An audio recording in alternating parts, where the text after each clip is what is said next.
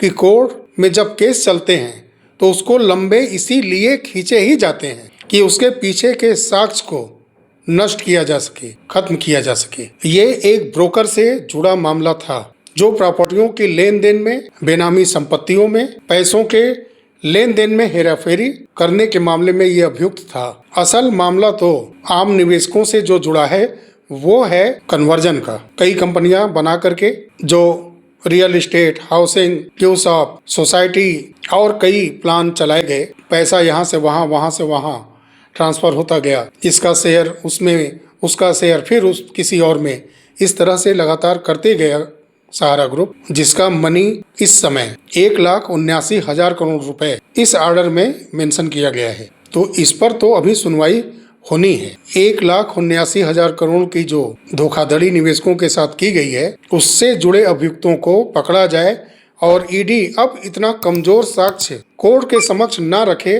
कि इनको इतना आराम से जमानत कुछ सप्ताह में ही या कुछ माह में मिल जाए। जो डेटा करोड़ों निवेशकों का स्पष्ट नहीं हो पा रहा है, किस किस कंपनी का कितना बकाया है, उसका भी पर्दाफाश बहुत जल्द होगा। बस सेबी सहारा केस की सुनवाई थोड़ा सा और अंत की तरफ बस बढ़ने दीजिए।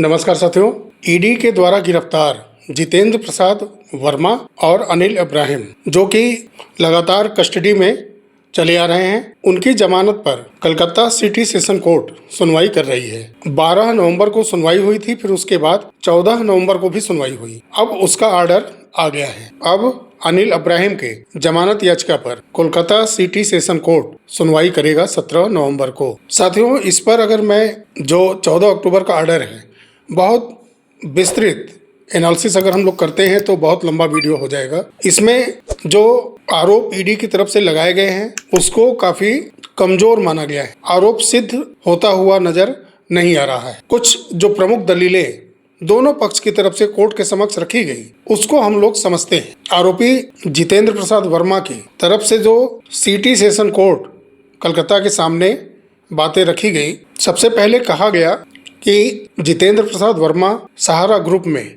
सिर्फ एक कमीशन एजेंट है और इसके ऊपर मनी लॉन्ड्रिंग या पहले किसी प्रकार की धोखाधड़ी से जुड़ा हुआ मामला एफआईआर दर्ज नहीं है, जो ये कमीशन एजेंट है। जमानत के लिए जो दलीलें जितेंद्र प्रसाद वर्मा की तरफ से एडवोकेट ने सिटी सेशन कोर्ट कोलकाता के सामने रखे, सबसे पहले कहा गया कि सहारा ग्रुप में ये सिर्फ बतौर कमीशन एजेंट के रूप में कार्यरत हैं और इस प्रकार की धोखाधड़ी में कभी भी जितेंद्र प्रसाद वर्मा के ऊपर कोई एफआईआर दर्ज नहीं है और ना ही जितेंद्र प्रसाद वर्मा का कोई आपराधिक इतिहास है और वो काफी समय से हिरासत में रखे गए हैं। उनके विरुद्ध सभी आरोप बेबुनियाद हैं और इस मनी लॉन्ड्रिंग केस में जितेंद्र प्रसाद वर्मा का किसी भी तरीके से कोई जुड़ाव नहीं है। सहारा ग्रुप की जो प्रॉपर्टियों की व्यापक रूप से लेन देन हुई है, खरीदारी हुई है, उन सभी सौदों के बारे में कोई भी जानकारी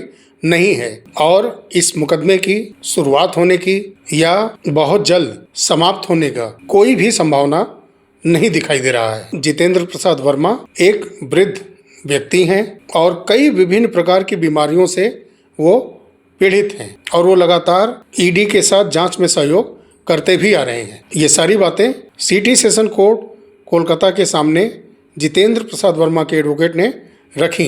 अब ईडी जिसने की जमानत याचिका का विरोध किया था, उनके आर्गुमेंट रखने की बारी अब थी, जिसमें सबसे पहला लाइन यही था, इस कथित अपराध में जो मनी लॉन्ड्रिंग की गई है उसमें 1,79,000 करोड़ रुपए का संपत्ति धोखाधड़ी से निर्दोष लोगों से अर्जित किया गया है। सहारा समूह की विभिन्न संपत्तियों के लेन देन में अभियुक्त जितेंद्र प्रसाद वर्मा ने भारी मात्रा में नकद लेन देन कराने में मदद की है। इस व्यक्ति ने यानी जितेंद्र प्रसाद वर्मा ने इस धोखाधड़ी के लेन देन के परिप्रेक्ष्य में जो पैसे अर्जित किए और उसे अपने पास रखा, उसको एक बेदाग संपत्ति के रूप में दिखाने की कोशिश की और आरोपित जितेंद्र प्रसाद वर्मा के यहाँ से कई आवश्यक कागजात हों उसकी जब्ती की गई है। अब सेशन कोर्ट कोलकाता की बारी थी। जस्टिस ने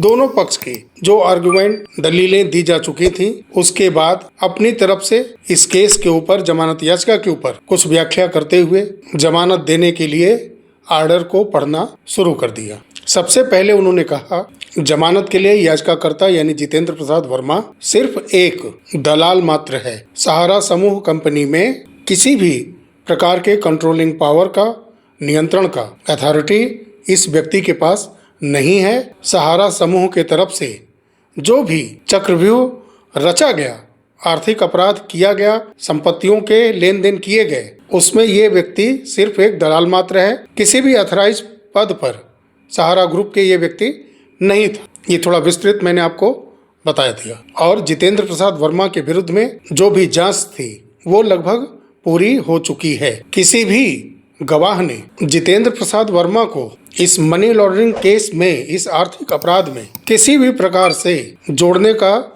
साहस नहीं दिखाया है। ये कोर्ट की तरफ से गवाहों के बयान के ऊपर ये टिप्पणी की गई। कोर्ट की तरफ से ये भी स्पष्ट किया गया कि याचिकाकर्ता के नाम से कहीं भी कोई एफआईआर दर्ज नहीं है और ना ही याचिकाकर्ता का सहारा समूह से कोई संबंध है। ये बहुत ही महत्वपूर्ण लाइन है। यानी जितेंद्र प्रसाद वर्मा का सहारा समूह से कोई संबंध नहीं है, ना ही वो सहारा ग्रुप के कॉरपोरेट का कोई हिस्सा है। गवाहों के पक्षपाती बयान से संदेह जैसी स्थिति थोड़े समय के लिए थी, लेकिन जो कागजात रिकॉर्ड के रूप में कोर्ट के समक्ष प्रस्तुत किए गए, गवाहों के बयान के अनुरूप वो सही तथ्य नहीं पाए गए। यानी कि ईडी की तरफ से जो रिकॉर्ड दस्तावेज कोर्ट के समक्ष रखे गए वो पर्याप्त एविडेंस नहीं है जिससे कि जितेंद्र प्रसाद वर्मा को कस्टडी में और समय के लिए रखा जा सके और याचिकाकर्ता यानी जितेंद्र प्रसाद वर्मा से संबंधित कोई नकद का लेन देन स्पष्ट रूप से ईडी एविडेंस के साथ रखने में असमर्थ रही। कोई सबूत कोर्ट ने नहीं पाया। हालांकि कोर्ट ने ये माना कि ईडी अपने इस कमजोर केस में मजबूती लाने के प्रयास में कई साक्ष्य इकट्ठा करने का प्रयास अवश्य लगातार करते जा रहा है, लेकिन जो पर्याप्त इस समय सबूत दोनों तरफ से दिए गए हैं, जो बातें रखी गई है कोर्ट के समक्ष में, उसके आधार पर कोर्ट याचिकाकर्ता यानी जितेंद्र प्रसाद वर्मा के आर्गुमेंट को सही पाता है। और फिर यहाँ शुरू होती है आर्टिकल 21 की व्याख्या, जिसमें कहा जाता है कि अभियुक्त जितेंद्र प्रसाद वर्मा जांच में लगातार सहयोग करता आ रहा है। वो तो ऑलरेडी पहले से कस्टडी में है ही, तो सहयोग तो करना ही है। सहयोग तो तब दूरी बन जाती है जब कोई अभियुक्त जमानत पर बाहर आ जाता है। लेकिन फिर यहाँ आर्टिकल 21 की व्याख्या करते हुए कोर्ट ने कहा कि केस की सुनवाई में अभी समय है, काफी लंबा समय यह केस चलेगा और पहले से ही अभियुक्त कस्टडी में है, तो यूं ही ये केस लंबे अवधि तक चलता रहेगा, तो किसी को अनावश्यक जेल में रखना उचित नहीं है। कुछ इस तरह से आर्टिकल 21 की व्याख्या करते हुए कोर्ट ने जितेंद्र प्रसाद वर्मा को जमानत दे दी। उसकी कुछ शर्तें हैं, वो भी आप लोग थोड़ा जान लीजिए। तो कोर्ट ने जमानत देते हुए 1 लाख रुपए का बांड और 1 लाख रुपए के ही 4 जमानतदार, जिसमें कि 2 स्थानीय होने चाहिए। इस बेस पर बेल ग्रांट कर दी जाती है जितेंद्र प्रसाद वर्मा को। इसमें कोर्ट की तरफ से ये भी कहा गया, जितेंद्र प्रसाद वर्मा के पास अगर कोई पासपोर्ट हो तो वो न्यायालय में जमा करे और इस केस की प्रत्येक सुनवाई पर कोर्ट के अंदर उपस्थित होना होगा। इन साक्ष्यों के साथ कोई छेड़छाड़ नहीं करेगा और ना ही गवाहों को डराने का प्रयास करेगा और सिटी सेशन कोर्ट के न्यायालय की अधिकार क्षेत्र के बाहर बिना न्यायालय की अनुमति के जितेंद्र प्रसाद वर्मा नहीं जा सकेगा। यानी सिटी सेशन कोर्ट में पहले अनुमति लेनी होगी, फिर उसके बाद कोर्ट ऑर्डर के अनुसार ही उसको कहीं आना जाना होगा। कोर्ट की तरफ से फिर कहा गया कि जितेंद्र प्रसाद वर्मा किसी भी आपराधिक गतिविधि में शामिल नहीं होगा और ना ही उनके साथ कोई संपर्क करने की कोशिश करेगा। और जो मोबाइल नंबर जितेंद्र प्रसाद वर्मा वर्तमान में इस्तेमाल कर रहा है, उस मोबाइल नंबर को न्यायालय के समक्ष और ईडी के समक्ष उपलब्ध कराएगा और इस केस की सुनवाई के दौरान कभी भी मोबाइल नंबर परिवर्तित नहीं करेगा।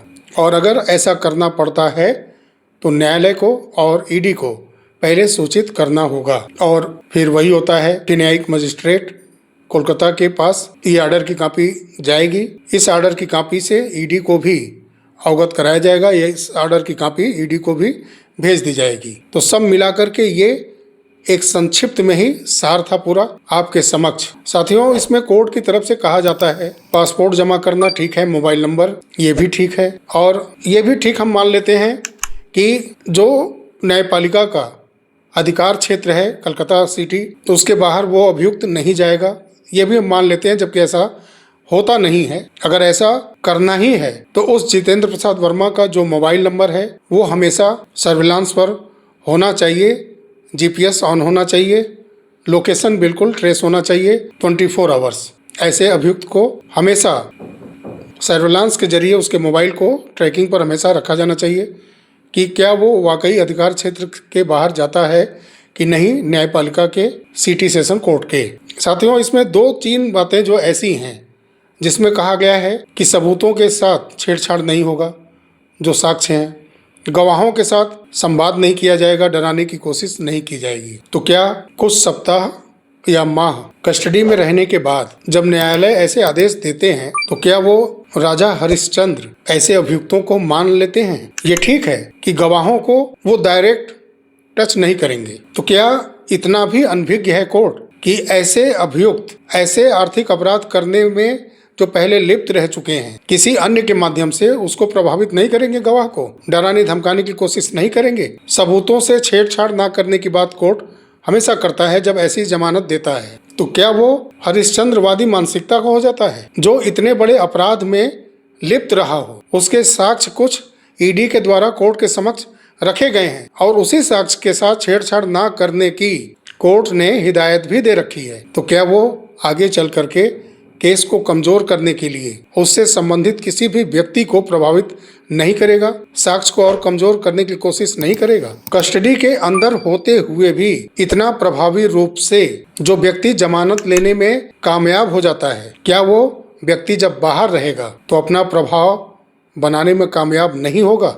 आप सभी को ये ज्ञात होगा कि ये मामला पिछले लगभग 17-18 सालों से चल रहा है। सहारा प्रॉपर्टियों की लेन देन तो और पहले से करती आ रही है, लेकिन आर्थिक अपराध का मामला 2008 के बाद आना शुरू हुआ था। और मैंने अपने कई वीडियो में ये कहा है कि कोर्ट में जब केस चलते हैं तो उसको लंबे इसीलिए खींचे ही जाते हैं कि उसके पीछे के साक्ष्य को नष्ट किया जा सके, खत्म किया जा सके। इसके लिए बड़े बड़े वकील रखे जाते हैं, इसीलिए कितना लंबा केस को खींचा जाए कि उसके पीछे के सभी लीगल एविडेंस जो कि आने वाले समय में अभियुक्त को कड़ी से कड़ी सजा दिला सकते हैं, उन फैक्ट को खत्म किया जाए, तोड़ मरोड़ कर इतना कमजोर कर दिया जाए कि समय आने पर थोड़ी मोड़ी परेशानी तो हो, कुछ हफ्तों महीनों का जेल जरूर हो जाए, लेकिन कड़ी सजा के रूप में कोर्ट उस अभियुक्त को न जकड़ने पाए। यही कारण होता है वर्षों तक केस चलाइए और केस को अंदर ही अंदर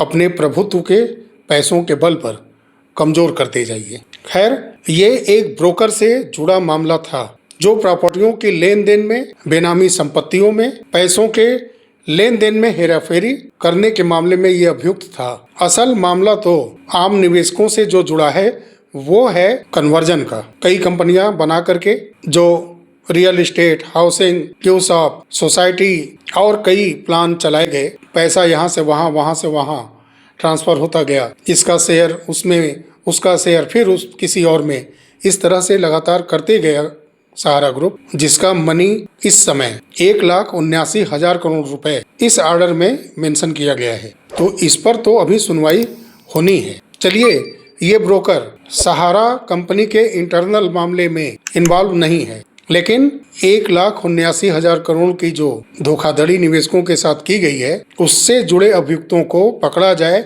और ईडी अब इतना कमजोर साक्ष्य कोर्ट के समक्ष न रखे कि इनको इतना आराम से जमानत कुछ सप्ताह में ही या कुछ माह में मिल जाए। लेकिन ये भी कड़वा सत्य है जो मैं लगातार बोलते आ रहा हूँ कई वीडियो में कि केस को पहले ही इतना लंबा खींचा जा चुका है कि केस को कमजोर करने के सारे हथकंडे अपना लिए गए होंगे। और जो सेबी सहारा केस चल रहा है, उस केस की आड़ में सहारा ग्रुप लगातार छुपने की कोशिश करता आ रहा है और 17 नवंबर से जो सुनवाई शुरू होगी और आने वाले समय में जो भी सुनवाई होगी सेबी सहारा केस की, वो अब इस केस को अंत की तरफ लेता जाएगा। तो सहारा की अपने निवेशकों के प्रति जो ईमानदारी है वो अब बहुत जल्द सामने आ जाएगी और जो डेटा करोड़ों निवेशकों का स्पष्ट नहीं हो पा रहा है, किस किस कंपनी का कितना बकाया है, उसका भी पर्दाफाश बहुत जल्द होगा। बस सेबी सहारा केस की सुनवाई थोड़ा सा और अंत की तरफ बस बढ़ने दीजिए। चलिए साथियों, इस वीडियो में अब इतना ही। जमानत जितेंद्र प्रसाद वर्मा को मिल चुकी है और ये भी सत्य है कि निवेशकों का जो पैसा धोखाधड़ी से ईडी के आंकड़े के मुताबिक 1,79,000 करोड़ रुपए दर्शाया गया है। अभी उसमें शामिल गुनाहगारों को पकड़ना जरूरी है, गिरफ्तार करना जरूरी है और उसके और ज्यादा एविडेंस ईडी को इकट्ठा करना होगा, क्योंकि मामला लगभग 17-18 साल से भी पुराना है। ये ईडी के लिए बहुत ही टेढ़ी खीर है ये, इन सारे एविडेंस को इकट्ठा करना। चलिए साथियों, मिलते हैं बहुत जल्द अगले वीडियो में। तब तक के लिए नमस्कार। जय हिंद, जय भारत, वंदे मातरम।